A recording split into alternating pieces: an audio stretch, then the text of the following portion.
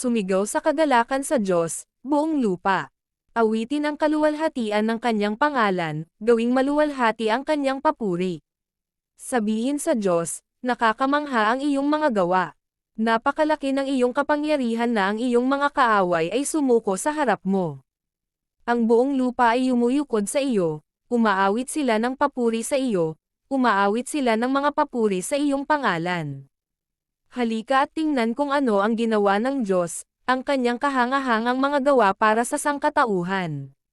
Ginawa niyang tuyong lupa ang dagat, lumakad sila sa tubig, halika, tayo'y magalak sa kanya.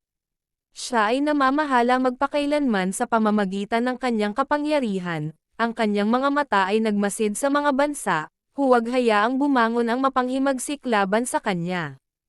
Purihin ang ating Diyos, lahat ng mga tao, marinig ang tunog ng papuri sa kanya, iniligtas niya ang ating buhay at pinipigilang madulas ang aming mga paa.